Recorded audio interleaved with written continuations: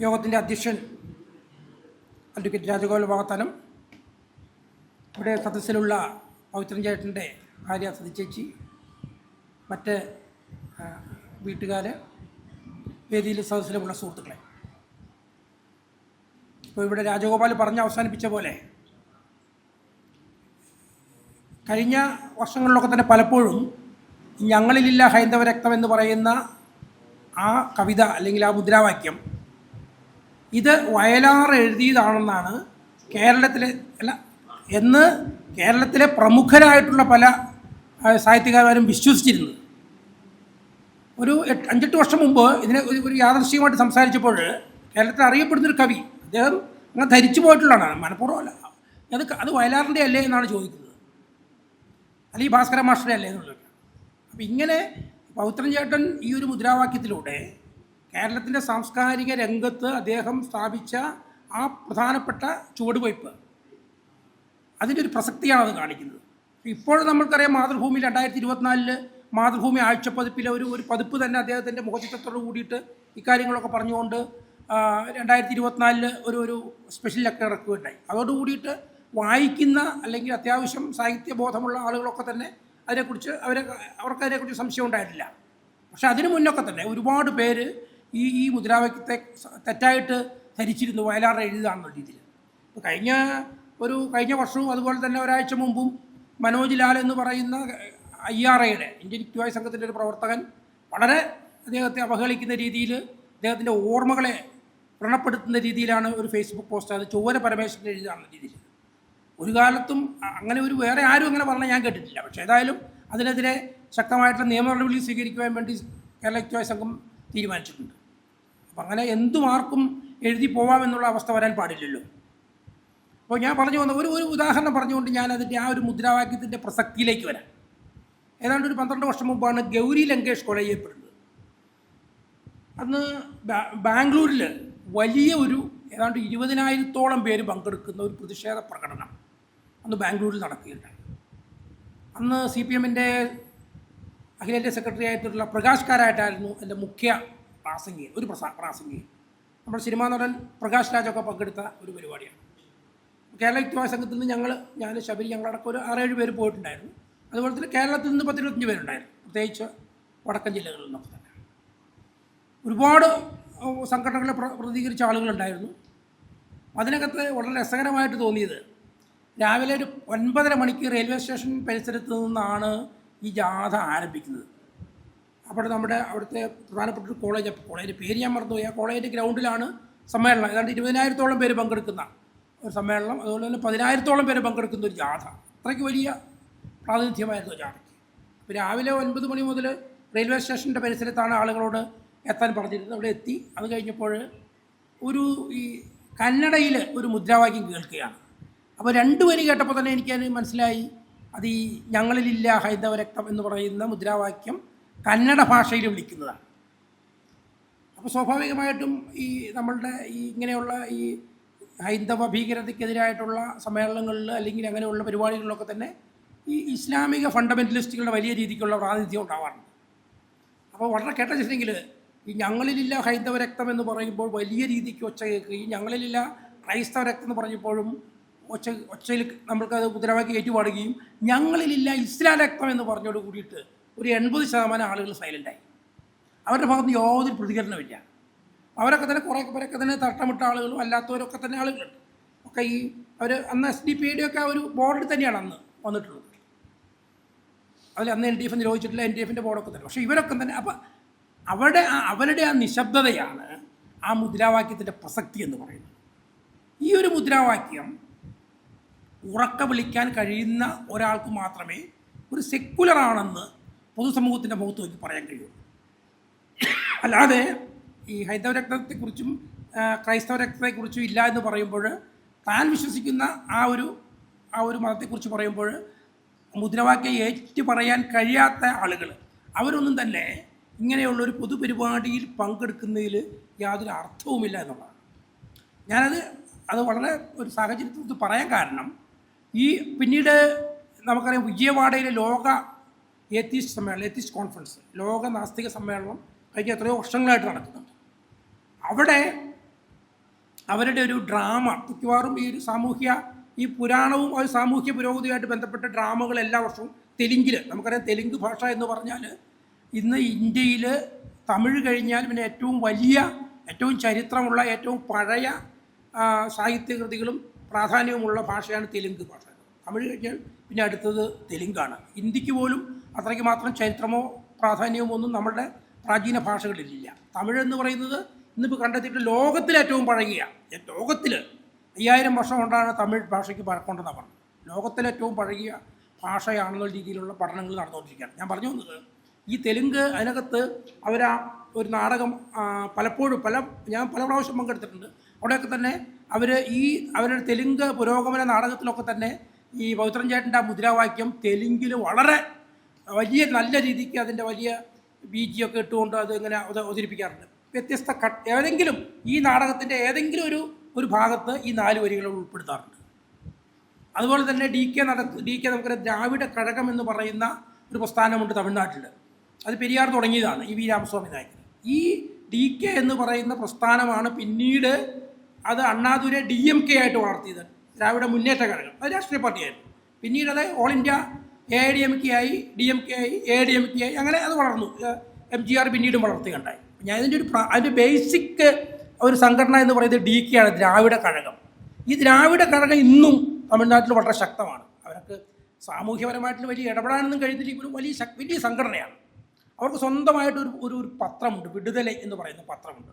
Daily വിടുതല എന്ന് പറയുന്ന പത്രം ഇപ്പോഴും പ്രസിദ്ധീകരിക്കുന്നുണ്ട്. ഏതാണ്ട് 70,000-ഓളം കോപ്പിയുണ്ട് ഡെയിലി. സ്വന്തമായിട്ട് പ്രസ്സുണ്ട്, സ്വന്തം പ്രസ്സിലാണ് അടിക്കുന്നത്. പെരിയാർ തിടൽ എന്ന് പറയുന്ന പെരിയാർ സെൻറ്റർ തമിഴ്നാട്ടിൽ തന്നെ പ്രധാനപ്പെട്ട ഒരു സ്ഥലത്താണ്. ഒരു 3-4 നില കെട്ടിടവും 3-4 ഓഡിറ്റോറിയവും വലിയ രീതിക്കുള്ള ഈ റിസർച്ച്, ഈ പ്രത്യേകിച്ച് ദ്രാവിഡ ഭാഷയെക്കുറിച്ചുള്ള റിസർച്ച് മറ്റും നടത്തുന്നുള്ള വലിയ രീതിക്കുള്ള സംവിധാനങ്ങളാണുള്ളത്. ഇവർക്ക് സ്വന്തമായിട്ടൊരു യൂണിവേഴ്സിറ്റി ഉണ്ട്, പെരിയാർ മണിയമ്മ യൂണിവേഴ്സിറ്റി, തിരുനെൽവേലിയിൽ. ഏതാണ്ട് 98 ഏക്കർ സ്ഥലത്താണ് ആ യൂണിവേഴ്സിറ്റി സ്ഥിതി ചെയ്യുന്നത്. ഒരു ഫുൾ ഫ്ലെഡ്ജ് യൂണിവേഴ്സിറ്റിയാണ്. അതുപോലെ തന്നെ 4-5 എഞ്ചിനീയറിംഗ് കോളേജുകളുണ്ട്, അനവധി പോളിടെക്നിക്കുകളുണ്ട്, കുറേ +2 സ്കൂളുകളുണ്ട്. അത്രയ്ക്ക് വലിയ സംഘടനയാണ് ദ്രാവിഡ കഴകം. ഈ ദ്രാവിഡ കഴകം ഈ മുദ്രാവാക്യത്തെക്കുറിച്ച് അതിൻ്റെ ഒരു വീരമണിയാണ് അതിൻ്റെ ഇപ്പോഴത്തെ പ്രധാനപ്പെട്ട ആൾ. കുറേ നാളുകളായിട്ട് അഡ്വക്കേറ്റ് വീരമണി, അദ്ദേഹത്തിന് ഇപ്പോൾ ഒരു 90 വയസ്സായി. അദ്ദേഹമാണ് ഇപ്പോഴും അതിൻ്റെ ശക്തനായിട്ടുള്ള നേതാവ്. അപ്പം അദ്ദേഹം ഈ ഒരു മുദ്രാവാക്യം എടുത്ത് തമിഴിൽ എഴുതിക്കൊണ്ടൊരു ബുക്ക് തന്നെ രചിച്ചിട്ടുണ്ട്. അതുപോലെ അവരുടെ പരിപാടികളിലൊക്കെ തന്നെ അവരും എല്ലാ വർഷവും ഈ പറയുന്ന നാസ്തിക സമ്മേളനങ്ങൾ നടത്താറുണ്ട് പലപ്പോഴും. അതിനകത്തൊക്കെ തന്നെ ഒരു പ്രധാനപ്പെട്ട മുദ്രാവാക്യമാണ്. അല്ലെങ്കിൽ ഇന്ത്യയിൽ തന്നെ സമാനമായിട്ടൊരു മുദ്രാവാക്യം അത്ര ലളിതമായിട്ട് ഈ മതത്തിനും ജാതിക്കും എതിരെ, പ്രത്യേകിച്ച് മതത്തിനെതിരെ ഇത്ര ശക്തമായിട്ട് ചെറിയ വാക്കുകളിൽ കുറുക്കിക്കൊള്ളുന്ന രീതിയിലുള്ള ആ 4 വാചകങ്ങൾ എന്ന് പറഞ്ഞാൽ മറ്റുള്ള ഒരു ഭാഷയിലും അങ്ങനത്തെ ഒരു വാചകം ഉണ്ടായിട്ടില്ല. നമ്മളതിൻ്റെ ജസ്റ്റ് ഒന്ന് ആലോചിച്ച് നോക്കുക, അതിൻ്റെ ഒരു ഗ്രാവിറ്റി, അതിൻ്റെ ഒരു ഡെപ്ത്, ആ ഒരു മുദ്രാവാക്യത്തിൻ്റെ ഡെപ്ത്. ഞങ്ങളിലില്ല ഹൈന്ദവ രക്തം, ഞങ്ങളിലില്ല ക്രൈസ്തവ രക്തം, ഞങ്ങളിലില്ല ഇസ്ലാം രക്തം എന്ന് പറയുമ്പോൾ ആ 3 അത് ഇന്ത്യയിലാണുള്ള പ്രധാനപ്പെട്ട മതങ്ങളാണല്ലോ. ഇങ്ങനെ പറയുന്നതോട് കൂടിയിട്ടുള്ള ആ ഒരു ആളത് പരസ്യമായിട്ടൊരു വേദിയിൽ വിളിച്ചു പറയുമ്പോൾ അതുണ്ടാക്കുന്ന ഒരു ഇമ്പാക്റ്റ് ഉണ്ട്, അതുണ്ടാക്കുന്ന ഒരു ഇമ്പാക്റ്റ് വളരെ വലുതാണ്. അപ്പം അതുകൊണ്ട് ആ ഒരൊറ്റ മുദ്രാവാക്യം കൊണ്ട് തന്നെ മലയാള ഭാഷയും കേരളവും ഉള്ള കാലത്തോളം VK പവിത്രൻ എന്ന് പറയുന്ന സാമൂഹ്യ പരിഷ്കർത്താവ് ഓർമ്മിക്കപ്പെടുമെന്നുള്ള കാര്യത്തിൽ യാതൊരു സംശയവുമില്ല. നമ്മളൊന്നും എൻസ്മെൻറ്റ് നടത്തിയില്ല, ഒന്നുമില്ലെങ്കിൽ പോലും മലയാള ഭാഷയും കേരളവും ഉള്ള കാലത്തോളം ഇത് ഓർമ്മിക്കപ്പെടും. എന്തുകൊണ്ടെന്നാൽ ഞാനൊക്കെ ഒരു കേരള യുക്തിവാദ സംഘത്തിൽ പ്രവർത്തിക്കാൻ പറ്റും 1987. അന്ന് ഞാൻ ലോ കോളേജിൽ പഠിക്കുകയാണ് എറണാകുളത്ത്. ഇപ്പോൾ 40 വർഷമായി. അന്ന് നമ്മൾ കണ്ട ഒരു കേരളമല്ല ഇപ്പോഴുള്ളത്. ഇന്ന് ഒരുപാട് മാറിയിരിക്കുന്നു, പ്രത്യേകിച്ച് ചെറുപ്പക്കാർ. ഇപ്പം ഞാനൊക്കെ 1964 ജനിച്ച ആൾക്കാരാണ്. ഇപ്പം ഞങ്ങളുടെ കൂടെ പഠിക്കുമ്പോൾ അന്ന് ഞാനൊക്കെ പഠിച്ച സ്കൂളുകളിൽ മുസ്ലിം കുട്ടികൾ ഒരുപാട് പഠിക്കുന്നുണ്ട്. ഒരാൾ പോലും ഈ പർദ്ദയോ അല്ലെങ്കിൽ ഏതെങ്കിലും രീതിക്കുള്ള മുഖാവരണങ്ങൾ ഇട്ട് കണ്ടിട്ടില്ല. അതുപോലെ തന്നെ ഏറ്റവും രസമെങ്കിൽ ഞാൻ മൂവാറ്റുപുഴ സ്കൂളിലാണ് പഠിച്ചത്. അവിടെ ഒരുപാട് മുസ്ലിം കുട്ടികൾ, ഒരാൾ പോലും ഇടത്തോട്ട് മുണ്ടെടുക്കുന്ന ആളുണ്ടായിരുന്നില്ല. അത് ഞാനതുപോലെ ഇപ്പോൾ മുണ്ടെടുക്കുന്നതിൽ യാതൊരുവിധ പ്രസക്തിയുമില്ല. ഇപ്പോൾ തമിഴ്നാട്ടിൽ പോയാൽ നമ്മൾ കാണുന്നത് തമിഴ്നാട്ടിൽ ഹിന്ദുക്കൾ മുഴുവൻ മുണ്ടെടുക്കുന്നത് ഇടത്തോട്ടാണ്. നമുക്കറിയാം, നമ്മുടെ കേന്ദ്രമന്ത്രി, നമ്മുടെ ധനകാര്യമന്ത്രി ചിദംബരമൊക്കെ അവരൊക്കെ ഇടത്തോട്ടാണ് മുണ്ടെടുക്കുന്നത്. പക്ഷേ രസം അവിടെ മുസ്ലിങ്ങൾ കൊടുക്കുന്നത് വലത്തോട്ടാണ്. അതിൽ നമ്മൾ അതില്ലെങ്കിൽ ഇതൊക്കെ സമൂഹത്തിൽ തിരിച്ചറിയാൻ വേണ്ടിയിട്ടുള്ള വസ്ത്രധാരണത്തിൽ ചില ആളുകൾ വരുത്തിയിരിക്കുന്ന മാറ്റങ്ങളാണ്. അപ്പോൾ അതുകൊണ്ട് ഇടത്തോട്ടോ വലത്തോട്ടോ കൊടുക്കുക ഒരു പ്രസക്തിയുമുള്ള കാര്യമല്ല. എന്നാൽ പോലും അന്നത്തെ കാലഘട്ടത്തിൽ അങ്ങനെ ആയിരുന്നു. പക്ഷേ ഇന്ന് നമ്മൾ 40 വർഷം കഴിഞ്ഞ് ഞങ്ങളുടെ കോളേജ് യൂണിയൻ കോളേജിലെ റീയൂണിയൻ നടക്കുമ്പോൾ തന്നെ ഇതൊക്കെ ഈ വലത്തോട്ടുണ്ടായിരുന്ന മുണ്ടുകൾ ഇടത്തോട്ട് പോവുകയും അതുപോലെ തന്നെ ഫേസ്ബുക്ക് വായിച്ചാൽ പണ്ട് ഒരാൾ പോലും ഇപ്പോൾ ഒരു പ്രകാശാണെങ്കിൽ അദ്ദേഹത്തെ ഫേസ്ബുക്ക് നോക്കുമ്പോൾ പ്രകാശ് പരമേശ്വരൻ നായർ അവൻ അല്ലെങ്കിൽ ഇന്ന വാര്യല ഏത് ജാതിയാണെന്നുള്ളത് നമ്മൾ ഇപ്പോഴും 40 വർഷം കഴിഞ്ഞാൽ നമ്മൾ അറിയുന്നത്. ഇവരുടെയൊക്കെ ഫേസ്ബുക്ക് അല്ലെങ്കിൽ സോഷ്യൽ മീഡിയ അക്കൗണ്ട് നോക്കുമ്പോഴാണ് ഇവരേത് ജാതിയാണെന്ന് നമ്മൾ അറിയുന്നത്. അവരുടെ കൂടെ നമ്മൾ 5 വർഷം പഠിച്ചു, 10 വർഷം പഠിച്ചു, ഇത്ര നാളെ ഇടപെട്ടു നമുക്കറിയില്ല. പക്ഷേ ഇപ്പോൾ അത് തിരിച്ചു വന്നിരിക്കുന്നു. ഇവരാരും തന്നെ മോശപ്പെട്ട ആളുകളൊന്നുമല്ല. മോശപ്പെട്ട ആൾ വിദ്യാഭ്യാസ രംഗത്തും മറ്റേ ഭൗതികമായിട്ടും ഒക്കെ തന്നെ വലിയ നേട്ടങ്ങൾ കൈവരിച്ച് ജീവിത വിജയം നേടിയവർ തന്നെയാണ്. അത്യാവശ്യം വലിയ രീതിക്കുള്ള സെക്യുലറായിട്ടുള്ള കാഴ്ചപ്പാടും സംസാരമൊക്കെ ഉള്ള ആളുകളാണ്. പക്ഷേ എന്നാൽ പോലും അവരറിഞ്ഞോ അറിയാതെയോ അവരിലേക്ക് അവരുടെ ഉള്ളിലുള്ള ജാതി പുറത്തേക്ക് വരുന്നു എന്നുള്ളതാണ് അതിന് സങ്കടകരമായിട്ടുള്ള കാര്യം. നമ്മൾ പറഞ്ഞ മാതിരി ഇപ്പോൾ നിയമനിർമ്മാണം കൊണ്ടോ ഇതുപോലുള്ള ജാഥ പണ്ട് നമ്മൾ കേരള യുക്തിവാദി സംഘം ഈ പവിത്രൻ ചേട്ടൻ്റെ മുദ്രാവാക്യമൊക്കെ വിളിച്ചുകൊണ്ട് ജാഥ നടത്തിക്കൊണ്ടിരുന്നപ്പോൾ എനിക്ക് തോന്നുന്നത് PT ഭാസ്കര പണിക്കരാണെന്ന് തോന്നുന്നു. അദ്ദേഹം നമുക്കറിയാം വലിയ അറിയപ്പെടുന്ന സാഹിത്യകാരനാണ്. അദ്ദേഹം ജാഥ നടത്തിയാൽ ജാതി പോകുമോ എന്ന് ചോദിച്ചുകൊണ്ട് മാതൃഭൂമിയിൽ ഒരു ലേഖനം എഴുതി, ജാഥ നടത്തിയാൽ ജാതി പോകുമെന്ന്. പക്ഷേ ഈ ജാഥയ്ക്കും ഈ മുദ്രാവാക്യങ്ങളൊക്കെ തന്നെ സമൂഹത്തിൽ വലിയ പ്രസക്തിയുണ്ട് എന്നുള്ളതൊരു യാഥാർത്ഥ്യമാണ്. പക്ഷേ പലപ്പോഴും PT ഭാസ്കര പണിക്കർ വലിയ അറിയപ്പെടുന്ന കമ്മ്യൂണിസ്റ്റുകാരനാണ്. പക്ഷേ അദ്ദേഹത്തിന് ഈ പേരിൻ്റെ കൂടെ വാലുണ്ട്. അപ്പോൾ അതുകൊണ്ട് സ്വാഭാവികമായിട്ടും ജാതിക്ക് ഒരാൾ ഇപ്പോൾ നമുക്കറിയാം നമ്മുടെ കമ്മ്യൂണിസ്റ്റ് പാർട്ടിയുടെ ചരിത്രം എടുക്കുക, കമ്മ്യൂണിസ്റ്റുകാരുടെ ചരിത്രം. അപ്പോൾ നമുക്കറിയാം നമ്മൾ അറിയപ്പെടുന്ന കോൺഗ്രസ് നേതാവായിരുന്നു കേളപ്പന് വാലുണ്ടായിരുന്നു. കേളപ്പൻ വാല് മുറിച്ചു. ഇതിന് പറഞ്ഞ NSSൻ്റെ സ്ഥാപകനായിരുന്നിട്ടുള്ള മന്നത്ത് പത്മനാഭൻ, അദ്ദേഹത്തിൻ്റെ പേര് മന്നത്ത് പത്മനാഭ പിള്ള എന്നാണ്. അദ്ദേഹം വക്കീലായിരുന്നു, അഭിഭാഷകനായിരുന്നു. അഡ്വക്കേറ്റ് മന്നത്ത് പത്മനാഭ പിള്ള എന്നായിരുന്നു ആളുടെ പേര്. പക്ഷെ പുള്ളി പോലും വാല് മുറിച്ചു. അത് നമുക്കറിയാം. കേരളൻ ഒക്കെ പേര് മുറിച്ചു. അങ്ങനെ ഒരുപാട് പേര് മുറിച്ചു. നമ്മുടെ നയനാർ ജാതി പേര് ഉപയോഗിക്കുമ്പോൾ തന്നെ നയനാരുടെ ബന്ധുവായിരുന്നല്ലോ നമ്മുടെ KPR ഗോപാൽ. അദ്ദേഹത്തിൻ്റെ പേര് KPR ഗോപാലൻ നമ്പ്യാരായിരുന്നു. അത് AKGയുടെ പാർലമെൻറ്റിൽ അദ്ദേഹം മത്സരിക്കുമ്പോഴും അദ്ദേഹത്തിൻ്റെ ഔദ്യോഗിക രേഖകളിൽ AK ഗോപാലൻ നമ്പ്യാരൻ തന്നെയാണ്. പക്ഷേ അദ്ദേഹം വളരെ നേരത്തെ തന്നെ അദ്ദേഹത്തിൻ്റെ വാല് മുറിച്ചുകൊണ്ടാണ് അദ്ദേഹം ജാതിപ്പേര് ഉപേക്ഷിച്ചുകൊണ്ടാണ് പറ്റുന്നത്. പക്ഷേ എന്നാൽ പോലും എല്ലാവർക്കും അത് ഉൾക്കൊള്ളാൻ കഴിഞ്ഞിട്ടില്ല. നമുക്കറിയാവുന്ന ഏറ്റവും വലിയ ഉദാഹരണമാണ് EMS. EMSനെ കുറിച്ച് എഴുതിയിട്ടുള്ളത്, EMS പേരെഴുതുമ്പോൾ അദ്ദേഹത്തിൻ്റെ പേര് മുഴുവൻ എഴുതിയിട്ടില്ല, ജാതി അടക്കമുള്ള പേര് എഴുതിയില്ലെങ്കിൽ അദ്ദേഹം ഒപ്പിടാൻ വിസമ്മതിക്കുമായിരുന്നു പറഞ്ഞു. അദ്ദേഹത്തിൻ്റെ സെക്രട്ടറിയാണ് എഴുതിയിട്ടുണ്ട്. അത് ജാതി ആ പേര് എഴുതുമ്പോൾ നിങ്ങൾ പേരെഴുതുമ്പോൾ മുഴുവനായിട്ട് എഴുതണമെന്നുള്ളൂ. അല്ല PK വാസുദേവൻ നായരാണ്. ഇതൊക്കെ അവരറിഞ്ഞോ അറിയാതെയോ അവരാ ജാതിക്ക് വിരുദ്ധമായിട്ടുള്ള ആ സാമൂഹ്യ യാഥാർത്ഥ്യം വേണ്ട രീതിയിൽ ഉൾക്കൊള്ളാത്തതുകൊണ്ട് കൊണ്ടാണ് ഇവരൊക്കെ തന്നെ ഈ പേരിൻ്റെ കൂടെ ജാതി ഉപയോഗിച്ചത്. ഇവിടെ രാജഗോപാൽ പറഞ്ഞ പോലെ ജാതി എന്ന് പറയുന്നത് ചെറിയ കാര്യമല്ല. അപ്പോൾ K കരുണാകരൻ്റെ പേരിൽ ശരിക്കും K കരുണാകരൻ്റെ ഔദ്യോഗിക പേര് K കരുണാകരൻ മാരാരെന്നാണ്. പക്ഷേ ആ കരുണാകരൻ പോലും സജീവമായിട്ട് കോൺഗ്രസ് രാഷ്ട്രീയത്തിലേക്ക് അദ്ദേഹത്തിൻ്റെ ജാതിവാല അദ്ദേഹം ഉപേക്ഷിച്ച് കളഞ്ഞിട്ടുണ്ട്. അപ്പം അങ്ങനെ ഒരുപാട് കോൺഗ്രസ്സുകാർ കമ്മ്യൂണിസ്റ്റുകാരൊക്കെ ചെയ്തിട്ടുണ്ട്. ഞാൻ പറഞ്ഞ് ചെയ്തത് വലിയ കാര്യമാണ്, ചെയ്യാതിരുന്നത് അത്ര നല്ല കാര്യമല്ല എന്നുള്ള രീതിയിൽ നമ്മളെങ്കിലും വിലയിരുത്തുക. പലർക്കും ഇഷ്ടപ്പെടില്ല, പക്ഷെ അത് യാഥാർത്ഥ്യമാണ്. ഞാൻ പറഞ്ഞു വന്നത് ഇത്രയ്ക്ക് മാത്രം ഈ ജാതി അത്രയ്ക്ക് മാത്രം രൂഢമായിട്ട് മനസ്സുകളിൽ കൊണ്ടു നടക്കുന്ന ഒരു വിഭാഗമാണ് കേരളത്തിൽ ഇപ്പോഴുമുള്ളത്. അതുകൊണ്ടാണ് പുതിയ സോഷ്യൽ മീഡിയ അക്കൗണ്ടുകളിൽ ഞാൻ പറഞ്ഞു, ഞാനൊക്കെ ഇപ്പോൾ 60കളിൽ ജനിച്ച ആൾക്കാരാണ്. പക്ഷേ ഒരു 70കളിലൊന്നും ആരുടെ പേരിൻ്റെ കൂടെയും ഞാനൊക്കെ പഠിക്കുന്ന സ്കൂളിൽ ഏതാണ്ട് 50 പേരുണ്ടായിരുന്നു. ഞാൻ പഠിക്കുന്ന ഡിവിഷൻ തന്നെ ഒരു 3 ഡിവിഷനായിട്ട് 150 പേരുണ്ടായിരുന്നു. ഒരാളുടെ പേരിൻ്റെ കൂടെ പോലും ജാതി ഉണ്ടായിട്ടില്ല. പക്ഷേ ഒരു 80 കഴിഞ്ഞപ്പോൾ ഇതെല്ലാം അവസ്ഥ. എല്ലാവരുടെ പിന്നെ അപർണ മേനോനും മറ്റേ വാര്യരും നമ്പ്യാതിരി നമ്പൂരി ഒക്കെ കയറി വന്നു. എല്ലാവർക്കും പാലായി, ഒരുമാതിരി എല്ലാവർക്കും പാലായി. മേനോനും നായരും പിള്ളയും ഒക്കെ തന്നെ ഇവരുടെ പിള്ളകളുടെ ബഹളമായി. ഒരു 80കളൊക്കെ ആയപ്പോഴത്തേക്കും 85 ആയപ്പോഴത്തേക്കും ഇവരുടെ ജാതികളുടെ നമുക്കറിയാം അന്നത്തെ സ്കൂളുകളുടെ ലിസ്റ്റ് എടുത്ത് നോക്കിയാൽ മതി. ഒരു 30 വർഷം 35 വർഷം കൊണ്ട് തന്നെ തിരിച്ചു വന്നിട്ടുള്ളതാണ്. അപ്പോൾ അത് തിരിച്ചു വന്നു എന്നുള്ള പേരിന് മാത്രം ഒരു പ്രസക്തിയില്ല, അതിനൊരു വലിയ രീതിക്കുള്ള ഒരു പ്രാധാന്യമുണ്ട്. നമുക്കറിയാം കഴിഞ്ഞ ദിവസം ഗവൺമെൻറ് പുതിയതായിട്ട് DGP ലോ ആൻഡ് ഓർഡർ ആയിട്ട് നിയമിതരായിട്ടുള്ള S. ശ്രീജിത്ത് എന്ന് പറയുന്ന IPS കാരൻ അയാൾ ഒരു ഒരു ഒരു IAS സിവിൽ സർവീസ് കുട്ടികളെക്കുറിച്ച് അവർക്ക് പഠിപ്പിക്കുമ്പോൾ ഈ നായന്മാർക്ക് മാത്രമേ തറവാടുള്ളൂ എന്ന രീതിയിൽ അദ്ദേഹം ഒരു ക്ലാസ് എടുക്കുകയും ഇപ്പോൾ അത് വീണ്ടും സോഷ്യൽ മീഡിയയിലൊക്കെ വീണ്ടും വന്നിട്ടുണ്ട്. ഇദ്ദേഹം മിനിഞ്ഞാന്നാണല്ലോ അദ്ദേഹത്തിനെ DGP ആക്കി നിയമിച്ചത്. അതിനുശേഷം ഇത് എല്ലായിടത്തും കയറി വന്നിട്ടുണ്ട്. കഴിഞ്ഞ ദിവസം രാജഗോപാലിനെ കുറിച്ചൊരു യൂട്യൂബ് വീഡിയോ ചെയ്തിട്ടുണ്ട്, ഇന്നലെ അത് ഇറക്കിയിട്ടുണ്ട്. അപ്പോൾ ഞാൻ പറഞ്ഞു ഇതൊക്കെ തന്നെ ഈ ഒരു അത്രയ്ക്ക് മാത്രം അഭ്യസ്തവിദ്യരായിട്ടുള്ള ഈ ശ്രീജിത്ത് എന്ന് പറഞ്ഞ ആൾ അയാളുടെ അച്ഛൻ ജുഡീഷ്യൽ ഓഫീസറായിരുന്നു, ഒരു മജിസ്ട്രേറ്റ് ആയിരുന്നു കോഴിക്കോട്. അദ്ദേഹത്തിൻ്റെ ഭാര്യ ജില്ല അല്ലെ ചേച്ചി സഹോദരി ജില്ലാ ജഡ്ജാണ്. അത്രയ്ക്ക് മാത്രം അദ്ദേഹം അത്രയ്ക്ക് മാത്രം ഒരു വിദ്യാഭ്യാസമുള്ള ഒരു കുടുംബ പശ്ചാത്തലത്തിൽ നിന്നാണ് ശ്രീജിത്ത് വന്നിട്ടുള്ളത്. അപ്പോൾ അങ്ങനെയുള്ള ആളുകൾ പോലും ഈ ജാതിയെക്കുറിച്ചും തറവാടും അത് ജാതിയൊക്കെ ആയിട്ട് ബന്ധപ്പെടുത്തി ഇത്രമാത്രം വിവരദോഷം പറയാൻ തയ്യാറാകുക എന്ന് പറഞ്ഞാൽ അത് നിസ്സാര കാര്യമല്ല. അപ്പോൾ അവരുടെ മനസ്സിലൊക്കെ രൂഢമൂലമായിട്ടുള്ള ജാതി എന്ന് പറയുന്ന ആ ഒരു ആശയം തന്നെയാണ് അവരറിഞ്ഞോ അറിയാതെയോ അവരിൽ നിന്ന് പുറത്തു വരുന്നത്. ഞാൻ പറഞ്ഞു വന്നത് ഈ ഒരു മുദ്രാവാക്യത്തിൻ്റെ പ്രസക്തിയെക്കുറിച്ചാണ്. നമുക്കറിയാം പവിത്രൻ ചേട്ടൻ എറണാകുളത്ത് വരുന്നത് നമുക്ക് ടാറ്റ ഓയിൽസ് മിൽസ് എന്ന് പറയുന്നത് ഹൈക്കോടതിയുടെ അടുത്തുള്ളൊരു കമ്പനി. ഇപ്പോൾ ആ കമ്പനി ഇല്ല, ഇപ്പോൾ അത് കംപ്ലീറ്റ് റിയൽ എസ്റ്റേറ്റ് ആയിട്ട് മാറ്റി അവിടെ കെട്ടിടങ്ങളായി. പക്ഷേ ടാറ്റ ഓയിൽ മിൽസ് നമുക്കറിയാം ഒരു കാലത്ത് കേരളത്തിലെ ഏറ്റവും അറിയപ്പെടുന്ന പോപ്പുലറായിട്ടുള്ള സോപ്പ് നിർമ്മാണവുമായിട്ട് ബന്ധപ്പെട്ട മേഖലയിൽ പ്രവർത്തിച്ച ഒരു നേരിട്ടുള്ള ടാറ്റയുടെ കമ്പനിയാണ് ടാറ്റ ഓയിൽ മിൽസ്. അപ്പോൾ എഡിബിൾ ഓയിൽസൊക്കെ ഉണ്ടാക്കുകയും അതൊക്കെ തന്നെ ശുദ്ധീകരിക്കുകയൊക്കെ ചെയ്യുന്ന പരിപാടികൾ വലിയ രീതിക്ക് നടന്നുകൊണ്ടിരുന്നു. അവിടെ ഒരു ജോലിക്കാരനായിട്ടാണ് അദ്ദേഹം വന്നത്. അദ്ദേഹം ഒരു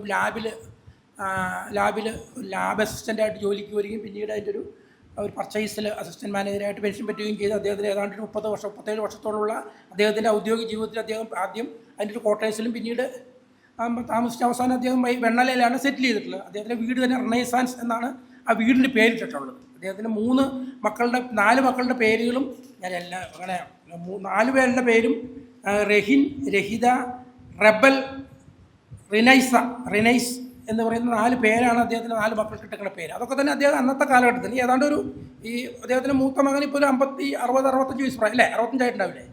അപ്പം അന്നത്തെ അത്രയും കാലം മുമ്പ് തന്നെ ഇങ്ങനെ പേരുകളിൽ പോലും ഒരു വിപ്ലവം. ആ പേരുകളിലൊക്കെ ഒരുപാട് പ്രത്യേകതയുണ്ട്. കാരണം ഉദാഹരണത്തിന് ഞാനൊരു തമാശയ്ക്ക് പറയാം. ഇപ്പോൾ കേരള യുക്തിവാദ സംഘവുമായിട്ട് ബന്ധപ്പെട്ട നേതാക്കന്മാരൊക്കെ തന്നെ അവരുടെ കുട്ടികൾക്ക് പേരിടുമ്പോൾ പലപ്പോഴും മുസ്ലിം പേരുകൾ ഇടാറുണ്ട്. അതിനകത്ത് ആദ്യമാണ് നമ്മുടെ സഹോദരൻ അയ്യപ്പൻ ഒരു മകളേ ഉള്ളൂ. ആ മകളുടെ പേര് ഐഷ എന്നാണ്. 1920 ഇട്ട പേര് ഐഷ എന്നാണ്. ഒരു മകളുള്ളൂ, മകളുടെ പേര് ഐഷ എന്നറിയാം. കുറേ തൊട്ടടുത്താണ് ഇവർ താമസിച്ചുകൊണ്ടിരുന്നത്. അവരുടെ നമുക്ക് ആ ചരിത്രമൊക്കെ അറിയാലോ. സഹോദര ഭവനമൊക്കെ തൊട്ടടുത്താണ്, ഇവിടുന്ന് 1 കിലോമീറ്റർ പോലും ഇല്ല. അതുപോലെ തന്നെ നമ്മുടെ കലാധര മാഷക്ക് ഒരു മകനുള്ളൂ. അതുപോലെ തന്നെ നമ്മുടെ പത്മനാഭൻ പള്ളത്ത് ദേശാഭിമാനിയുടെ വ്യക്തിരേഖയുടെ സ്ഥാപക ഒരു പ്രവർത്തകനായിട്ടുള്ള മാനേജരായിട്ടുള്ള പള്ളത്തിൻ്റെ ഒരു മകളുള്ളൂ ആമിന എന്നാണ് പേരിട്ടുള്ളത്. അതുപോലെ തന്നെ കലാധമാഷ്ടൻ്റെ മോൻ്റെ പേര് ഞാൻ പറഞ്ഞു. മോൻ്റെ പേര് കലാധമാഷ്ട മോൻ്റെ പേര് ഷമീർ എന്നാണ്. ഒരു മകനോട് ഷമീർ എന്നാണ്. അപ്പം ഇങ്ങനെ ആ പേരുകളിടുന്ന കാര്യത്തിൽ പോലും അതൊരു വേറൊരു പേരിടുമ്പോൾ സ്വാഭാവികമായിട്ടും ഒരു പേരിൽ എന്തിരിക്കുന്നു ചോദിച്ചാൽ അങ്ങനെയല്ല. എന്നാൽ പോലും ഒരു പേരിടുക എന്ന് പറഞ്ഞാൽ ഇപ്പോൾ പ്രത്യക്ഷത്തിൽ ഒരു വേറൊരു മതത്തിൽപ്പെട്ട ഒരാളുടെ പേരിടുമ്പോൾ അതിന് പോലും ഒരു സാമൂഹ്യ വിപ്ലവം ഉണ്ടെന്ന് നമുക്കതിനകത്ത് അങ്ങനെ വ്യാഖ്യാനിക്കാൻ കഴിയും. എനിക്ക് 2 പെൺകുട്ടികളുള്ളത്. ഈ രണ്ടാമത്തെ മകളുടെ പേര് ഞാനിട്ട് ഫാത്തിമ എന്ന് ഇട്ടു. ബർത്ത് സർട്ടിഫിക്കറ്റിൽ ഫാത്തിമ എന്നാണ്. അപ്പോൾ അവൾ പഠിച്ചിരുന്നത് ഈ NAD KV കേന്ദ്രീയ വിദ്യാലയയിലാണ്. ഒരു 5 ക്ലാസ് വരെ എത്തി. 6ാം ക്ലാസ് ആയപ്പോഴത്തേക്കും കുട്ടിക്ക് പ്രശ്നമായി. അല്ലെങ്കിൽ ഈ അറ്റൻഡൻസ് എടുക്കുന്ന ടീച്ചേഴ്സ് സാധാരണ ഈ ഗവൺമെൻറ് സ്കൂളാണെന്ന് ഓർക്കണം. ടീച്ചേഴ്സൊക്കെ തന്നെ അറ്റൻഡൻസ് എടുത്ത് കഴിയുമ്പോൾ കുട്ടിയുടെ അച്ഛനാണോ മുസ്ലിം അമ്മയാണോ മുസ്ലിം ഒരാവശ്യമില്ല ടീച്ചർമാർക്ക് ചോദിക്കേണ്ട ആവശ്യം. പക്ഷേ എന്നാൽ പോലും അവരെടുത്തിട്ട് അവസാനം ആ കുട്ടിക്ക് അത് ട്രോമയായിട്ട് മാറി. അത് എല്ലാവരും അറ്റൻഡൻസ് എടുത്തു കഴിഞ്ഞാൽ ഫാത്തിമ എന്ന് വായിച്ചു കഴിഞ്ഞാൽ കുട്ടികൾ അവർക്ക് അറിയണം ഇതിനകത്ത് ആരാണ്. 2 പേരാണ്, 2 മതത്തിൽപ്പെട്ടവരാണ്, ആരാന്ന് അറിയണം അവർക്ക്. ചുമ്മാ ഒരാകാംക്ഷ. അപ്പോൾ ആ കുട്ടിക്ക് പ്രശ്നമായാലും കുട്ടിയെ വീട്ടിൽ വന്നിട്ട് പിന്നെ ബഹളാവും. പിന്നെ ആളുടെ പേര് ഗസറ്റിൽ കൊടുത്ത് മാറി 6ാം ക്ലാസ്സിൽ വെച്ചിട്ട്. മനസ്സിലായോ? അപ്പോൾ അത്രയ്ക്കും അത് കുട്ടി എന്നുണ്ടെങ്കിൽ നമ്മൾ കുട്ടികളുടെ ഒരു മാനസികാവസ്ഥ നമ്മൾ മനസ്സിലാക്കണമല്ലോ. നമ്മളുടെ ഒരു വിപ്ലവത്തിൻ്റെ അല്ലെങ്കിൽ നമ്മളുടെ ഒരു തമാശയ്ക്ക് ഒക്കെ ആയിട്ട് നമ്മൾ പേരിട്ട് കഴിയുമ്പോൾ ആ കുട്ടിക്ക് അതൊരു ബുദ്ധിമുട്ടാണെങ്കിൽ പിന്നെ നമുക്കത് വേറെ നിവൃത്തിയില്ലല്ലോ. ഞാൻ പറഞ്ഞു വന്നത് അങ്ങനെ ഒരു അനുഭവം എനിക്ക് വ്യക്തിപരമായിട്ടുണ്ടായിട്ടുണ്ട്. അപ്പോൾ ഒരു ഉദാഹരണം കൂടി പറയാം. ഞങ്ങളൊരു ട്രെയിനിൽ യാത്ര ചെയ്യുമ്പോൾ വടക്കോട്ട് പോവുകയാണ്, കണ്ണൂർ ബോക്സർ പോകുമ്പോൾ ഒരു വസ്ത്രത്തിൽ ഒരു മുസ്ലിം അല്ലെങ്കിൽ അങ്ങനെ ഒരു അറബിക് വസ്ത്രധാരിയായിട്ടുള്ള ഒരാൾ ഞങ്ങൾ ഈ കുട്ടിയെ ഈ പാത്തു എന്ന് വിളിക്കാനായിട്ടപ്പോൾ ആലോചിച്ചു എന്താ കുട്ടിയുടെ പേരെന്താണെന്ന് ചോദിച്ചാൽ അല്ല ശരിക്കും പേരെന്താണെന്ന് ചോദിച്ചു. ശരിക്കും പേര് ഫാത്തിമ, അങ്ങനെയാണ്. വളരെ നല്ല കാര്യം. അങ്ങനെ പേരിടുന്നതൊക്കെ തന്നെ വളരെ നല്ലൊരു കാര്യമാണ്. നിങ്ങളത് ചെയ്തല്ല. അപ്പോൾ ഞാൻ ചോദിച്ചു, അപ്പോൾ പുള്ളിക്ക് ഒരു +2 അധ്യാപകനാണ്. ഞാൻ ചോദിച്ചു, അപ്പോൾ നിങ്ങൾക്കൊരു ഒരു മകളുണ്ടാവുകയാണെങ്കിൽ സരസ്വതി എന്ന് പേരിടുമെന്ന് ചോദിച്ചു. അതെങ്ങനെ സരസ്വതി ഉണ്ട്, അതൊക്കെ ഹറാമായിട്ടുള്ള പേരുകളില്ലെന്ന്. അപ്പോൾ ഇത് നമ്മൾ വേറൊരു പറയുമ്പോൾ അതിനെ പ്രകീർത്തിക്കുകയും, പക്ഷേ സ്വന്തം കാര്യത്തിൽ ഒട്ടും പോലും അതിനകത്തൊരു മാറ്റാൻ, പക്ഷെ അതില്ലാന്നല്ല. പക്ഷെ നമ്മൾ ഒരുപാട് ഇപ്പോൾ മുസ്ലിം നാമധാരികളുടെ ഒരുപാട് മാറ്റങ്ങൾ വന്നിട്ടുണ്ട്. ഇപ്പോൾ സുനിൽ നിന്നും അനിൽ നിന്നൊക്കെ ഒരുപാട് പേരുകൾ മുസ്ലിം സമുദായത്തിലുണ്ട്. ആ പറഞ്ഞു വന്നത് അതിനകത്ത് പോലും ആ ഒരു പേരിൽ പോലും ഒരു ചെറിയ വിപ്ലവം ഉണ്ടാക്കാനുള്ള സ്കോപ്പ് ഇപ്പോഴും കേരള സമൂഹത്തിൽ ഉണ്ട് എന്ന് പറയാൻ കാരണം ഈ ജാതിയൊക്കെ തിരിച്ചു എന്നുള്ളതാണ്. അപ്പോൾ അദ്ദേഹം നമുക്കറിയാം, ഈ പൗത്രൻ ചേട്ടൻ്റെ ഒരു പ്രാധാന്യം തന്നെ മിശ്രഭോജനവുമായിട്ട് ബന്ധപ്പെട്ട മിശ്രഭോജനവുമായിട്ട് അത് നേരത്തെ അദ്ദേഹം ആ സഹോദരൻ അയ്യപ്പൻ്റെ ഒക്കെ തന്നെ വലിയ അനുയായി എന്ന രീതിയിൽ അതിനകത്തൊക്കെ ഒരുപാട് പരിപാടികൾ നടത്തിയിട്ട്, പക്ഷേ മിശ്ര വിവാഹത്തിൻ്റെ കാര്യത്തിൽ ഏറ്റവും ആദ്യം കേരളത്തിൽ നമുക്ക് ഇവിടെ പറഞ്ഞ പോലെ ചൊവ്വര പരമേശ്വരൻ, നമ്മുടെ ആലുവയ്ക്ക് അടുത്തുള്ള ചൊവ്വര പരമേശ്വരനും അദ്ദേഹവും കൂടിയിട്ടാണ് ആദ്യമായിട്ട് ഒരു സംഘടന സ്ഥാപിച്ച ഒരു പ്രസിഡന്റ് സെക്രട്ടറി ആയിട്ടാണ്. പിന്നീട് അതിൻ്റെ 1969 പാലക്കാട് നടന്ന ഒരു സംസ്ഥാന സമ്മേളനത്തിൽ അവിടെ കൽപ്പാത്തിയിൽ നിന്നൊരു ജാഥ പുറപ്പെടുന്നുണ്ടായിരുന്നു. ആ ജാഥയിൽ വിളിക്കാനുള്ള മുദ്രാവാക്യം എഴുതുന്നതിൻ്റെ ഭാഗമായിട്ടാണ് പവിത്രൻ ചേട്ടൻ ഈ മുദ്രാവാക്യം, ഞങ്ങളിലില്ല ഹൈന്ദവ രക്തം എന്ന് പറയുന്ന കവിത അദ്ദേഹം എഴുതിയത് അന്ന് 1969 കൽപ്പാത്തിയിൽ നടന്ന ഈ സംഘടനയുടെ സംസ്ഥാന സമ്മേളനത്തിൽ ഒരു ജാഥയിൽ അവതരിപ്പിക്കാൻ വേണ്ടിയിട്ടാണ് ആ മുദ്രാവാക്യം അത് എഴുതിയത്. അന്ന് മുതൽ കേരള സമൂഹത്തിൽ ആ മുദ്രാവാക്യമുണ്ട്. ഏതാണ്ട് ഇപ്പോൾ 2029 ആകുമ്പോൾ അതിന് 60 വർഷം, അല്ലേ?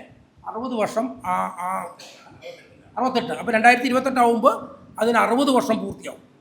60. നമുക്കറിയാം, ഈ മനുഷ്യൻ മതങ്ങളെ സൃഷ്ടിച്ചു എന്ന് പറയുന്ന വയലാറിൻ്റെ ഒരു അതിപ്രശസ്തമായിട്ടുള്ള ഒരു കാര്യമാണ്. മനുഷ്യൻ മതങ്ങളെ സൃഷ്ടിച്ചു, മതങ്ങൾ ദൈവങ്ങളെ സൃഷ്ടിച്ചു, മനുഷ്യനും മതങ്ങളും ദൈവങ്ങളും കൂടി മനസ്സ് പങ്കുവച്ചു, മണ്ണ് പങ്കുവച്ചു എന്ന് പറയുന്ന വളരെയധികം അർത്ഥവത്തായിട്ടുള്ള പാട്ട്. അതിൻ്റെ എന്നാൾ അതിൻ്റെ 50ാം വാർഷികം അതിൻ്റെ ആലപ്പുഴയിൽ ആ പാട്ടിൻ്റെ അല്ലെങ്കിൽ ആ ഗാനത്തിൻ്റെ 50ാം വാർഷികം ആഘോഷിക്കുകയുണ്ടായി. അപ്പോൾ തീർച്ചയായിട്ടും നമ്മുടെ സംഘടന മുൻകൈ എടുത്ത് ഈ മുദ്രാവാക്യത്തിൻ്റെ 60ാം വാർഷികം നമ്മൾ തീർച്ചയായിട്ടും ഒരു സ്റ്റേറ്റ് പരിപാടിയായിട്ട് നമ്മൾ നടത്തുന്നതിനെക്കുറിച്ച് നമ്മൾ ഗൗരവമായിട്ട് ആലോചിക്കണം, നടത്താൻ കഴിയും. തീർച്ചയായിട്ടും നമ്മുടെ സംഘടനയ്ക്ക് അതിനുള്ള സംഘടനാശേഷിയൊക്കെ ഉണ്ട്.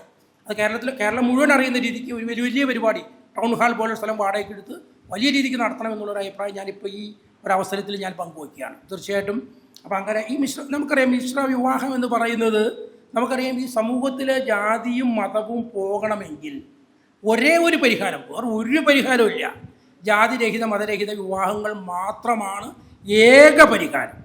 ഒരു വീട്ടിനകത്ത് ഒരാൾ ക്രിസ്തു മതത്തിൽപ്പെട്ട മുസ്ലാം മതം, ഹിന്ദു മതം, ഇങ്ങനെ ഇടതിലിടർന്ന് ഒരുപാട് വിവാഹങ്ങൾ നടക്കുന്നുണ്ട് കേട്ടോ. പ്രത്യേകിച്ച് ഈ IT മേഖലയിലും പുതിയ തലമുറയ്ക്കൊക്കെ തന്നെ ഇപ്പോൾ ഈ ജെൻസി ഒരു ഗ്രൂപ്പിൽപ്പെട്ട ആളുകൾക്കൊക്കെ തന്നെ അവരൊക്കെ തന്നെ കൂട്ടുകൂടുന്നതിലോ വിവാഹം കഴിക്കുന്നതിലൊക്കെ തന്നെ ജാതിയും മതവും നോക്കാത്തവരാണ് ഒരു 50%. ഒരുപാട് പേരുണ്ട്. ഒരുപാട് പേര് വിവാഹങ്ങൾ നടക്കുന്നുണ്ട്. പിന്നെ സ്വാഭാവികമായിട്ടും സാമൂഹ്യ പുരോഗതിയുടെ ഭാഗമായിട്ട് വിവാഹമോചനങ്ങൾ നടക്കുന്നുണ്ട്. വിവാഹമോചനം എന്ന് പറഞ്ഞാൽ വിവാഹം പോലെ ഒരു സ്വാഭാവികമായിട്ടൊരു സാമൂഹിക ഒരു സോഷ്യൽ ഇൻസ്റ്റിറ്റ്യൂഷനാണ് വിവാഹമോചനവും. അല്ല, അതിനകത്ത് ഒരു തെറ്റുള്ളതെന്ന് പറയാൻ കഴിയില്ല. അല്ലെങ്കിൽ പണ്ടൊക്കെ തന്നെ അത് ഒരു സമൂഹത്തിൽ വിവാഹമോചനം കൂടുന്നു എന്ന് പറഞ്ഞാൽ അതിൻ്റെ അർത്ഥം അവിടെ അഭിപ്രായ സ്വാതന്ത്ര്യം, പ്രത്യേകിച്ച് സ്ത്രീകളുടെ അഭിപ്രായ സ്വാതന്ത്ര്യം വർദ്ധിച്ചു വരുന്നു എന്നുള്ളതാണ്. അല്ലെങ്കിൽ വിവാഹം എന്ന് പറയുന്ന ഒരു ഇൻസ്റ്റിറ്റ്യൂഷൻ നമ്മൾ വിചാരിക്കും സമൂഹത്തിൻ്റെ ഏറ്റവും വലിയ അടിസ്ഥാനം എന്ന് കുടുംബമാണ്, വിവാഹമാണ്. ആ കൺസെപ്റ്റൊക്കെ മാറാൻ പോവുകയാണ്. അടുത്തൊരു 50 വർഷത്തോടു കൂടി ലോകത്തിലെ ഇന്ത്യ പോലെ രാജ്യത്ത് പോലും വിവാഹം എന്ന് പറയുന്നത് വളരെ അപൂർവമായിട്ടുള്ള സംഭവമായിട്ട് മാറുകയും വിവാഹം കഴിക്കുന്നവരുടെ എണ്ണം 50% താഴെ വരികയും ചെയ്യും. നമുക്കറിയാം, ഇപ്പോൾ ഈ ക്ലോണിംഗ് പോലുള്ള കാര്യങ്ങളൊക്കെ തന്നെ മനുഷ്യൻ്റെ കാര്യത്തിലും നടപ്പാക്കാൻ, നമ്മളുടെ ഒരു ടിഷ്യൂവിൽ നിന്ന് നമുക്ക് നമ്മളെപ്പോലെ ഇതിനൊരു കുട്ടി, ആണിനെയോ പെണ്ണിനെയോ അതിൻ്റെ എല്ലാ വിധത്തിലുള്ള പരിക്കാണെങ്കിൽ തലമുടിയൊക്കെ ഉള്ള ഒരാളെ വേണമെന്ന് പറഞ്ഞിട്ടൊരു കുട്ടി നമുക്ക് ഉണ്ടാക്കാൻ കഴിയും. ആ രീതിക്ക് ശാസ്ത്രം പുരോഗമിച്ചു കഴിഞ്ഞു. പക്ഷേ യൂറോപ്പിലും ജർമ്മനിയിലും ഫ്രാൻസിലും അമേരിക്കയിലൊക്കെ തന്നെ അതിന് നിയമനിർമ്മാണം, അവിടുത്തെ പാർലമെൻറ്റുകളുടെ നിയമനിർമ്മാണം നടത്തിയതിന് അനുവാദം കൊടുക്കാത്തതുകൊണ്ടാണ് ആ പരീക്ഷണങ്ങൾ മനുഷ്യരിൽ, നമുക്കറിയാം രാജ്യത്ത് ഇങ്ങനെയുള്ള പരീക്ഷണങ്ങൾ മനുഷ്യരിൽ നടത്തണമെങ്കിൽ അതിന് സപ്പോർട്ടിംഗ് ആയിട്ടുള്ള നിയമം ആ രാജ്യത്തെ പാർലമെൻറ്റ് പാസ്സാക്കിയിരിക്കണം. എന്നാൽ മാത്രമേ അത് പരീക്ഷിക്കാൻ പറ്റുള്ളൂ. ഇപ്പോഴത്തെ നിയമം അനുസരിച്ച് മൃഗങ്ങളിൽ നമുക്ക് പറയാം, ഒരു ഉദാഹരണം ഞാൻ പറയാം. നമ്മുടെ ശാസ്ത്രം വളരുന്നതിൻ്റെ ഇപ്പോൾ അനധിവിദൂരമല്ലാത്ത ഭാവിയിൽ പന്നിയുടെ ലിവർ, പന്നിയുടെ കരൾ മനുഷ്യന് വച്ചു പിടിപ്പിക്കാൻ കഴിയുമെന്ന രീതിയിൽ വലിയ രീതിക്കുള്ള അതിൻ്റെ ശാസ്ത്ര പരീക്ഷണങ്ങളൊക്കെ തന്നെ അവസാന ഘട്ടത്തിലാണ്. അല്ലെങ്കിൽ പന്നിയുമായിട്ടാണ് സാധാരണ മനുഷ്യൻ്റെ അവയവങ്ങൾക്ക് ഏറ്റവും കൂടുതൽ സാമ്യം. അപ്പോൾ നിങ്ങൾക്ക് പലർക്കും അറിയാവുന്ന കാര്യമാണ്, നമ്മുടെ മനുഷ്യൻ്റെ ഹാർട്ടിൻ്റെ വാൽവ് മാറ്റി വയ്ക്കും. ഈ മാറ്റി വയ്ക്കുന്ന വാൽവ് ആരുടെയാ? പന്നിയുടെ വാൽവാ. നമ്മൾക്കറിയാം, നമ്മൾ കൂത്താട്ടുകുളത്ത് ബേക്കൺ ഫാക്ടറി ഉണ്ട്, പന്നിയെ കൊല്ലുന്ന ഫാക്ടറി ഉണ്ട് കൂത്താട്ടുകുളത്ത്. Meat product of India MPI എന്ന് പറയുന്ന ഒരു ഫാക്ടറി, കേരള ഗവൺമെൻറ് ഫാക്ടറിയാണ്. അവിടെ ഈ മെഷീനിലാണ് പന്നിയെ കൊല്ലുന്നത്. പന്നിയെ കൊന്നു കഴിഞ്ഞാൽ ആദ്യം ചെയ്യുന്നത് എന്താണെന്ന് അറിയാമോ? പന്നിയെ കൊന്നൊരു മെഷീൻ കൊണ്ട് അതിൻ്റെ ഹാർട്ട് പ്ലക്ക് ചെയ്തിട്ട് ചെറിയൊരു കണ്ടെയ്നറിലാക്കിയിട്ട് അത് വളരെ ഈ ഐസ് ലൈനിങ് ഉള്ള കണ്ടെയ്നറിലാക്കിയിട്ട് നേരെ തിരുവനന്തപുരത്ത് നമ്മുടെ ശ്രീധര ഇൻസ്റ്റിറ്റ്യൂട്ടിലേക്ക് അയക്കും. അവിടെ അത് പ്രോസസ്സ് ചെയ്ത് ആ വാൽവാണ് ശ്രീധരയിലും മറ്റുള്ള ഇന്ത്യയിലൊക്കെ പലയിടത്തും വച്ചു പിടിപ്പിക്കുന്നത് ഈ വാൽവാണ്. അപ്പോൾ അതേപോലെ പൂർണ്ണമായിട്ടും നിങ്ങൾ സംസാരിക്കില്ല കേട്ടോ പ്ലീസ്. അതുപോലെ പൂർണ്ണമായിട്ടും കൃത്രിമമായിട്ടുള്ള വാൽവുണ്ട്. കൃത്രിമമായിട്ടുള്ള വാൽവിന് 4 ലക്ഷം രൂപ വരുമ്പോൾ ഇതിനൊരു 75,000 രൂപ വരും. അപ്പോൾ ദാറ്റ് മീൻസ് ഈ പന്നിയുടെ വാൽവ് മനുഷ്യ ശരീരത്തിൽ ഏറ്റവും അനുയോജ്യമാണ്. അതുപോലെ പന്നിയുടെ ബ്ലഡ് മനുഷ്യന് ഉപയോഗിക്കാൻ കഴിയുമെന്ന രീതിക്ക് പരീക്ഷണം നടത്തുന്നുണ്ട്. തലച്ചോറൊഴിച്ച് പന്നിയുടെ എല്ലാ ശരീരഭാഗങ്ങളും മനുഷ്യൻ്റെ ശരീരഭാഗങ്ങളുമായിട്ട് വളരെയധികം യോജിപ്പുണ്ട്. അപ്പോൾ ഞാൻ പറഞ്ഞു വന്നത് ഇങ്ങനെയുള്ള, അതുപോലെ തന്നെ ഈ സ്ത്രീ പുരുഷ ബന്ധമില്ലാതെ കുട്ടികൾ ജനിക്കുമെന്നുണ്ടെങ്കിൽ പിന്നെ അവിടെ ഒരു വിവാഹത്തിൻ്റെ ഒരു കൺസെപ്റ്റിൻ്റെ ആവശ്യമില്ല. അങ്ങനെ ഒരു നിയമപരമായിട്ടുള്ളൊരു ഞാൻ പറഞ്ഞു വന്നത് ഒരു അനാർക്കിയെക്കുറിച്ചല്ല ഞാൻ പറയുന്നത്, അനാർക്കിയല്ല, പക്ഷേ ആ രീതിക്കാണ് സമൂഹം പുരോഗമിച്ചുകൊണ്ടിരിക്കുന്നത്. അങ്ങനെ പുരോഗമിക്കത്തോട് കൂടിയിട്ട് ഈ കുടുംബം എന്ന് പറയുന്ന ആ ഇൻസ്റ്റിറ്റ്യൂഷൻ പോലും ഒരു അവിടെ സെബാസ്റ്റ്യൻ പോൾ സാർ എത്തിക്കഴിഞ്ഞു. അദ്ദേഹം മൂവാറ്റുപുഴയിൽ ഒരു പരിപാടിയിൽ പങ്കെടുത്തിട്ടാണ് അദ്ദേഹം വരുന്നത്. അവിടെ നിന്ന് നേരിട്ട് നമ്മളുടെ പരിപാടിയിലേക്ക് വന്നതാണ്. അതുപോലെ തന്നെ ഞാൻ പറയാൻ മറന്നുപോയി, നമ്മളുടെ മുഖ്യാതിഥിയായിട്ടുള്ള P. വിജയൻ IPS, അദ്ദേഹം നമ്മുടെ അന്ന് ആറന്മുള പ്രോഗ്രാം കഴിഞ്ഞിട്ട് എറണാകുളത്തിന് പോരുന്ന വഴിക്ക് അവിടെ പാലായിലും മറ്റും വെള്ളം കയറി പ്രശ്നങ്ങളുണ്ടായതുകൊണ്ട് അദ്ദേഹം ലോ ആൻഡ് ഓർഡറിൻ്റെ ADGP ആണ്. അപ്പോൾ അദ്ദേഹത്തോട് പാലായിലൊക്കെ പോകാൻ അങ്ങനെ നിർദ്ദേശം കിട്ടിയതുകൊണ്ടാണ് അദ്ദേഹം യാത്ര മാറ്റി പാലായിക്ക് പോയത്. അവിടെ നിന്ന് വരുമെന്നാണ് അറിയിച്ചിട്ടുള്ളത്, നമുക്ക് ഉറപ്പില്ല. ഏതായാലും നമ്മളുടെ മുഖ്യാതിഥി എത്തിക്കഴിഞ്ഞിട്ടുണ്ട്. അപ്പോൾ ഞാനിത് എൻ്റെ ഈ ഒരു പ്രഭാഷണം ഞാൻ അവസാനിപ്പിക്കാൻ പോവുകയാണ്. ഞാൻ പറഞ്ഞു വന്നത്, ഇങ്ങനെ സമൂഹം മാറിക്കൊണ്ടിരിക്കുമ്പോൾ സ്വാഭാവികമായിട്ടും ഈ സാമൂഹ്യപരമായിട്ടുള്ള മാറ്റങ്ങളും ഈ കുടുംബം എന്ന് പറയുന്ന ആശയങ്ങളൊക്കെ തന്നെ അത് സ്വാഭാവികമായിട്ട് ഇല്ലാതാവുന്നതോടുകൂടി തന്നെ ഈ ജാതിയും മതത്തിൻ്റെയൊക്കെ പ്രസക്തി തന്നെ പോകും. 10-100 വർഷം കഴിയുമ്പോൾ ലോകത്ത് ജാതി ഉണ്ടാകാനുള്ള സാധ്യത വളരെ കുറവാണ്. എന്തുകൊണ്ടെന്നാൽ ഈ ജാതി മത സംവിധാനങ്ങൾ ലോകത്തിൽ നിലനിൽക്കുന്നത് ഈ കുടുംബങ്ങൾ വഴിയാണ്. കുടുംബം എന്ന് പറയുന്ന യൂണിറ്റ് വഴിയാണ് ജാതിയും മതവും മനുഷ്യരിൽ നിലനിൽക്കുന്നത്. ഈ ഒരു യൂണിറ്റ് അങ്ങ് തകർന്നു കഴിഞ്ഞാൽ സ്വാഭാവികമായിട്ട് ജാതി പോവും, മതം പോവും. അത് തകരാതിരിക്കാൻ കഴിയില്ല. ആ രീതിക്കാണ് ശാസ്ത്രം പുരോഗമിക്കുന്നത്. ശാസ്ത്രത്തിന് മുമ്പിൽ വ്യക്തി മാത്രമേ ഉള്ളൂ, കുടുംബമില്ല. ഒരു വ്യക്തിയാണ്. അത് ആണായിട്ട് സ്ത്രീയായിട്ട് പുരുഷനാവട്ടെ, ആ ഒരു വ്യക്തി മാത്രമാണ് ശാസ്ത്രത്തിന് മുമ്പിലുള്ളത്. അപ്പോൾ അങ്ങനെ ശാസ്ത്രം ഇങ്ങനെ ഈ ശാസ്ത്രത്തിൻ്റെ വളർച്ച നമുക്ക് എത്രമാത്രം നമ്മൾ യാഥാസ്ഥിതികമായിട്ട് ചിന്തിച്ചു കഴിഞ്ഞാലും ശാസ്ത്രത്തിൻ്റെ വളർച്ച നമ്മൾ അംഗീകരിച്ചേ പറ്റൂ. അത് സ്വാഭാവികമായിട്ട് ശാസ്ത്രത്തിൻ്റെ ഈ രീതിക്കുള്ള വളർച്ചകൾ നമ്മളുടെ വ്യക്തി ജീവിതത്തിലും പൊതുജീവിതത്തിലൊക്കെ തന്നെ സംഭവിക്കുക തന്നെ ചെയ്യും. അതുകൊണ്ട് ഞാൻ പറഞ്ഞു വന്നത്, ഈ രീതിക്ക് ശാസ്ത്രം വളരുന്ന ഒരു കാലഘട്ടത്തിലാണ് നമ്മളിപ്പോഴും ഈ നൂറ്റാണ്ട് പഴക്കമുള്ള ജാതി മത സങ്കല്പങ്ങളെക്കുറിച്ചും അതിൻ്റെ ഗൗരവത്തെക്കുറിച്ചും അത് നമ്മുടെ സമൂഹത്തിലുണ്ടാക്കുന്ന സ്വാധീനത്തെക്കുറിച്ചൊക്കെ സംസാരിച്ചുകൊണ്ടിരിക്കുന്നത്. തീർച്ചയായിട്ടും ഈ കാര്യത്തിലൊക്കെ തന്നെ BK പവിത്രൻ മുന്നോട്ട് വെച്ച മിശ്രവിവാഹം എന്ന് പറയുന്ന ആ ഒരേ ഒരു ആശയമാണ്. ലോകത്തിൽ ജാതിയും മതവും ഇല്ലാതാകണമെങ്കിൽ ജാതി മതരഹിത വിവാഹങ്ങൾ ഇവിടെ നടക്കണം. ആ വിവാഹങ്ങൾ ഒരുപാട് നടക്കുന്നുണ്ട്. നമ്മുടെ പുതിയ തലമുറയെക്കുറിച്ച് നമുക്കറിയാം, വലിയ പ്രതീക്ഷയാണുള്ളത്. തീർച്ചയായിട്ടും ഇപ്പോൾ ഈ ജെൻസി വിപ്ലവം, നമ്മുടെ ഈ ഡൽഹിയിലെ വിപ്ലവത്തോട് കൂടിയിട്ട് നമ്മുടെ കുട്ടികളൊക്കെ തന്നെ അവർ വെറുതെ മൊബൈൽ തോണ്ടിക്കൊണ്ടിരിക്കുകയല്ല. അവരാവശ്യമുണ്ടെങ്കിൽ അവർ ഒന്നായിട്ട് റോഡിലിറങ്ങുമെന്നും അവർ ആ രീതിക്കുള്ള ഡിമാൻഡുകൾ ഗവൺമെൻറ് മുമ്പിൽ വയ്ക്കുമെന്നും, അങ്ങനെ വച്ചു കഴിഞ്ഞാൽ ഏത് ഗവൺമെൻറ്റിനും, ഇപ്പോൾ നമുക്കറിയാം, ഇപ്പോൾ BJP ഗവൺമെൻറ് നമുക്ക് അടക്കി ഭരിച്ചുകൊണ്ടിരിക്കുകയാണ്. അവർക്ക് വലിയ രീതിക്കുള്ള ഭീഷണിയാണ്. ഈ നമ്മുടെ വോട്ടേഴ്സിൽ 30% ഈ പുറത്തേക്ക് ഇറങ്ങുന്നത്. ഈ നമ്മുടെ ചെയ്യുന്ന വോട്ടുകൾ നമുക്കറിയാം, BJP കിട്ടുന്ന മൊത്തം വോട്ട് 35-36% വോട്ടാണ് കിട്ടുന്നത്.